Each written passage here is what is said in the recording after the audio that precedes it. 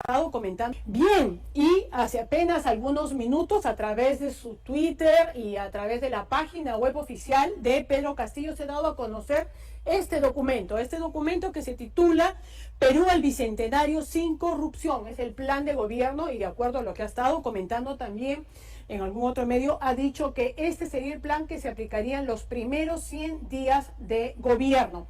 Como ustedes recordarán, el periodista Diego Acuña fue uno de los que tuvo la oportunidad de entrevistarlo durante 52 minutos en febrero de este año, precisamente a Pedro Castillo. Desde ahí no se ha podido tener acceso a una entrevista tan amplia, tan profunda, tan acuciosa respecto a lo que era el plan de gobierno. Diego Acuña se encuentra con nosotros esta noche para comentar precisamente las diferencias entre los últimos discursos de lo que fue el discurso primigenio. Diego, muy buenas noches, gracias por acompañarnos esta noche en Panorama. Gracias por la invitación, Rosana. ¿Ya has podido dar una ojeada, veloz, sí, en todo caso, a este plan? Ha ocurrido en el interín y así a grosso modo encuentro dos cosas que ya de por sí me parecen demagogia y más populismo, ¿no? Uno, que a través de las propuestas de Castillo se incrementaría la presión tributaria. Y sabes, eso no tiene ningún sentido, ¿no? Porque si Castillo ejerce lo que ha prometido, va a haber una fuga de capitales más rápido que inmediatamente de este país, va a haber menos trabajo y por consiguiente menos tributación. Por tanto, menos tributación. aportes al fisco, claro. Punto número uno. Y después, otra cosa que me sigue molestando y me parece un poquito hasta ridículo, es que después de casi 100 años de comunismo, se hayan puesto tan poco creativos que dicen, ahora ya encontramos la manera de hacer que esto funcione y de cuajarla. ¿Cuál es la manera de solucionar los problemas? Nuevo impuesto a las sobreganancias. Quitarle al rico, quitarle al rico, quitarle al rico. Así de creativos nos hemos reinventado en los últimos 100 años de comunismo. Entonces, Pero eso significa que está siguiendo la línea de todo lo que te dijo en aquella entrevista de febrero. Es decir, digamos, están dorando un poco la píldora, están maquillándola un poco, pero en el fondo es lo mismo. Y sobre todo, y lo que es más peligroso, como que cierta improvisación y falta de una solvencia técnica. Totalmente, ¿no? Y aparte, hablando de solvencia técnica, ya ni siquiera sabemos, yo no sé a quién creerle, no sé si es el plan 200, no sé si es este plan, no sé si es el plan de Perú Libre de Cerrón que está en el Jurado Nacional de Elecciones, porque en base a lo que tú le pides el voto al país, es en base a lo que presentas al Jurado Nacional de Elecciones. Así es. Eso es una falta de seriedad para el país. Haber presentado algo que después dice, no era así, y me di cuenta que no, en realidad voy a ir cambiando y todo. Y eso ya olvídense de eso. Claro, pero en todo caso ese maquillaje lo estábamos advirtiendo también esta mañana cuando decía, no, lo que se presentó ante el jurado es el ideario, o sea, lo conceptual, sobre lo que se alimenta las líneas de trabajo. Entonces, así entiendo por lo menos lo que ha dicho, ¿no es cierto? Entonces lo que se hace es una reestructuración.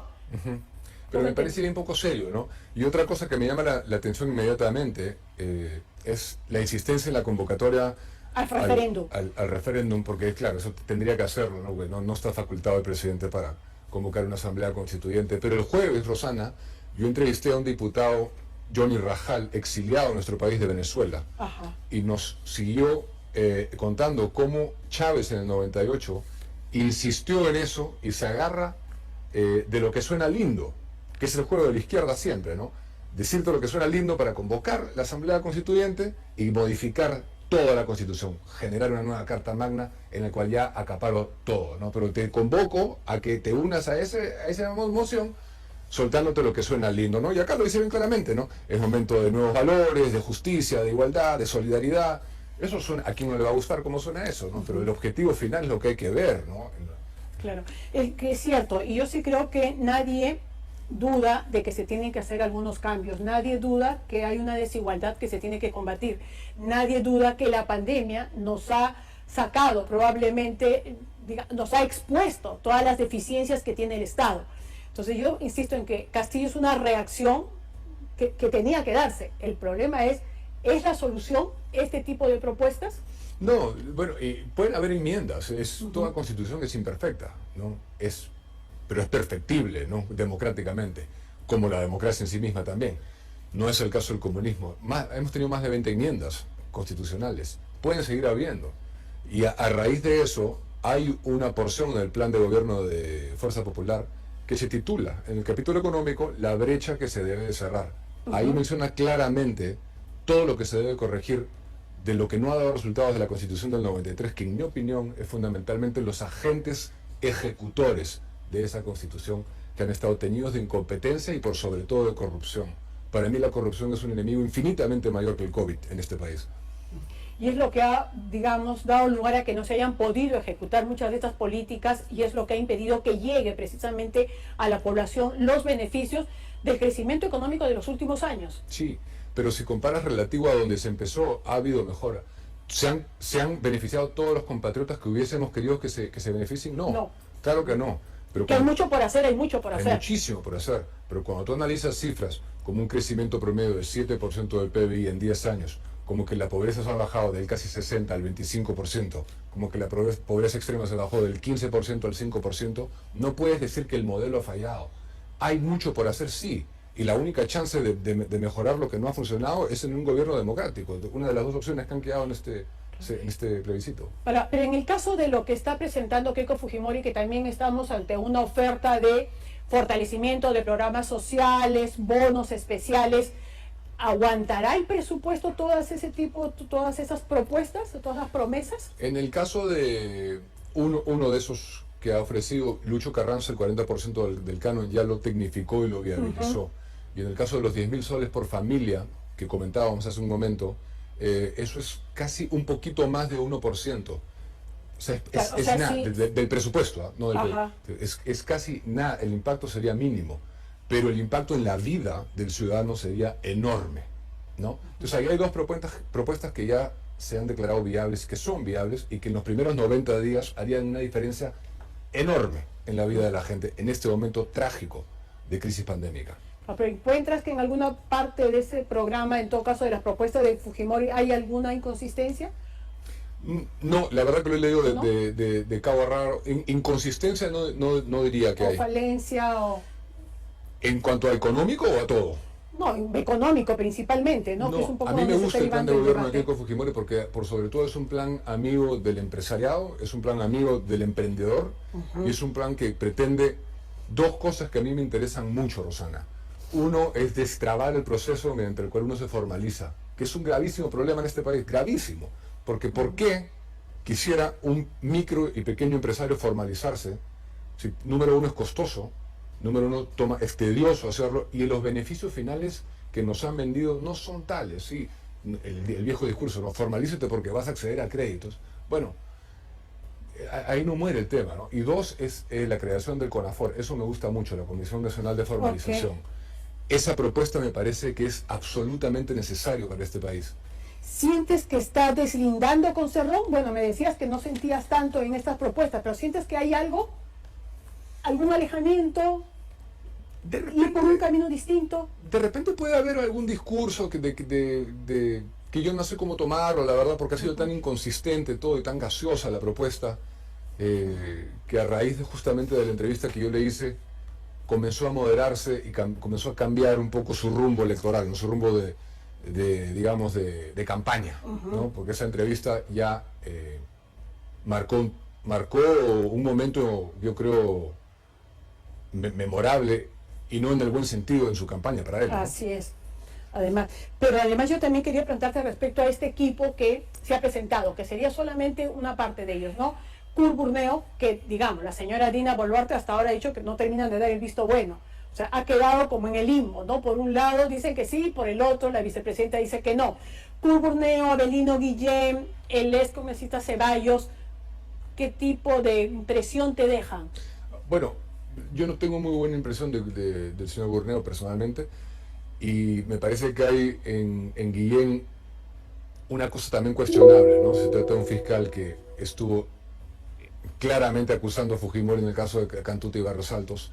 O sea, ya pierde un poquito de credibilidad y adopta tu FIO a otra cosa, ¿no? Ese equipo técnico. Pero por último, no sé cuál es el equipo técnico que se debe analizar. No sé si es ese, no sé si es el nuevo que se ha formado, no sé si es el que ya existía. Entonces, estamos a menos de 3 semanas de las elecciones, ¿eh? Entonces, ¿cómo puede ser ofrecerle al país eso serio? Y además es importante que no se termine de entender la importancia de un debate, de un deber con los que tú pretendes gobernar, de dar la cara y exponer de manera clara y sometiéndote a todos los interrogatorios cuál va a ser tu plan. Ese sientes que es una de las principales, en todo caso, falencias o debilidades de un líder. Por supuesto. Si tú, y aparte lo que ha pasado ayer, te reto a un debate y no voy.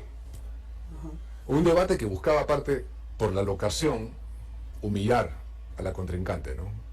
Porque no, nadie en su sano juicio va a ser en una prisión en la que has estado recluida, te cito ahí, o coincidencia, y no voy encima.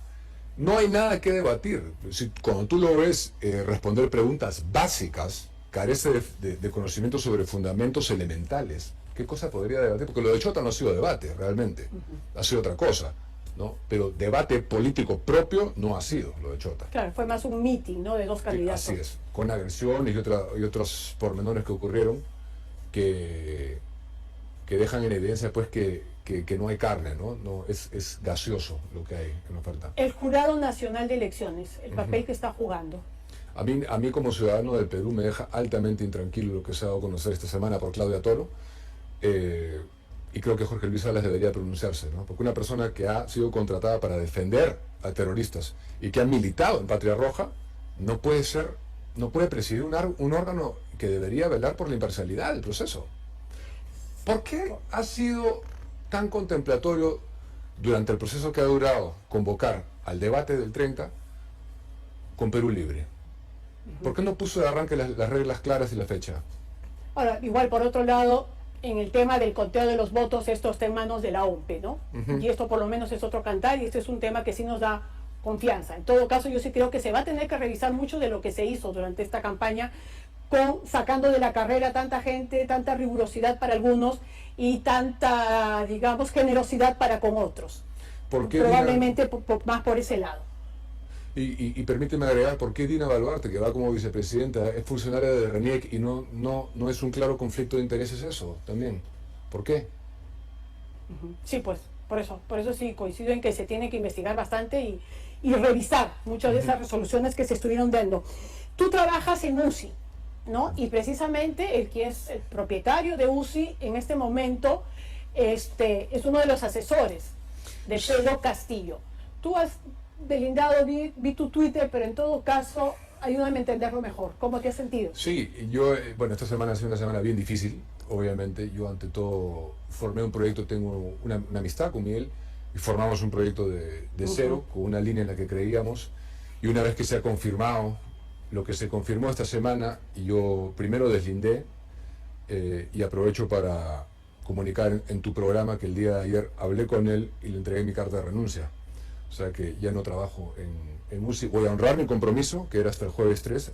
El jueves 3 era mi última aparición en edición especial en UCI, pero lamentablemente Miguel ya había optado por defender una postura que es contraria a todo lo que yo soy como persona y a todo lo que defiendo también en edición especial, como empresario, como gerente, como persona, y todo lo que yo aspiro a defender en mi espacio, que es edición especial. Y ya para mí era imposible permanecer en el canal. ¿Fue una sorpresa para ti? Porque entiendo que se conocieron además a partir de tu entrevista, probablemente. Porque dice, lo conocí cuando fue a los estudios de UCI y ahí se entabló esta relación. ¿Que yo me conocí con quién? No, que Miguel del Castillo se conoció con Pedro Castillo. No, yo no sé cuándo se habrán conocido. Yo sí sé que esa nota... yo no tuve nada que ver, me la agendaron y yo hice la nota, pero no sé cuándo es que se conocieron ellos, si se conocieron de antes, si se conocieron ese día, eso sí no te lo puedo decir. Y ya como voy cerrando, hay un tema que es muy recurrente en el lenguaje de Pedro Castillo y que también es muy recurrente en la palabra más usada en sus discursos y también bastante usada acá, lo que decida el pueblo. Hoy día también le preguntaban, pero entonces, ¿cómo lo que decide el pueblo? ¿Quiénes van a elegir a los jueces? ¿Quiénes van a elegir a los miembros del Tribunal Constitucional? El pueblo. ¿Hasta dónde puede intervenir el pueblo o qué presagio nos está de alguna manera haciendo llegar con ese tipo de promesas? Yo le pregunté eso en la nota, que las grandes posiciones de responsabilidad no las ocupa el pueblo, porque eso es populismo, ¿no? Eso es una declaración demagógica. El pueblo, voy a transferir el poder al pueblo, el pueblo va a gobernar. Eso no significa nada en términos reales, ¿no? Entonces, como te repito, a mí me preocupa lo gaseosa de la propuesta efectivamente, ¿quién es el pueblo? Cuando tú dices el ¿Qué pueblo, responsabilidades asume quién? Así es, ¿quién es? Y a la par de eso, Rosana, me preocupa mucho la gente del entorno. Los 6 congresistas con vínculos al terrorismo. Están en Dircote las investigaciones. No, el martes empieza el juicio oral a uno de ellos por terrorismo. A Bermejo. Tienes a Alfredo Pariona, tienes una serie de gente que es... O sea, tú no te puedes reunir con alguien sistemáticamente y no tener cosas en común con esa persona, pues. O sea, nadie te puede creer eso. Y estando los vínculos demostrados a los más grandes enemigos de este país históricamente, a mí me aterra la posibilidad de que alguien así acceda al poder.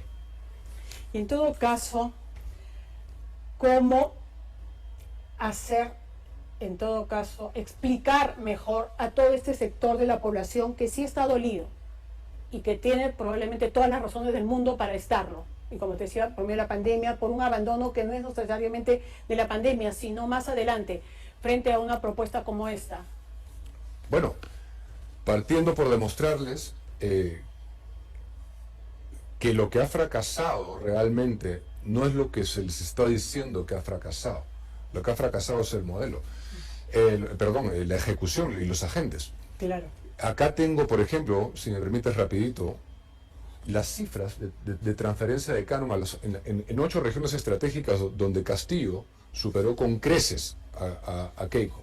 El avance porcentual de la ejecución de esos presupuestos, te los leo rapidito: Huánuco 28%, Huancavelica 36%, Ancash 43%, nada. Pero ninguna llega al 50%. Nada, pero los montos están transferidos, la generación de riqueza ha estado ahí. Que hayan sido incompetentes y por sobre todo corruptos, eso hay que explicárselo a la gente, hay que corregirlo. Estamos en deuda con el país todos, efectivamente, pero hay que saber la realidad y no comerse un discurso facilista y no votar hepáticamente el 6. Así es. Bueno, y el 6, aprovecho para invitarte a ver si el 6 nos acompañas aquí en la cobertura que tenemos que hacer ese día de la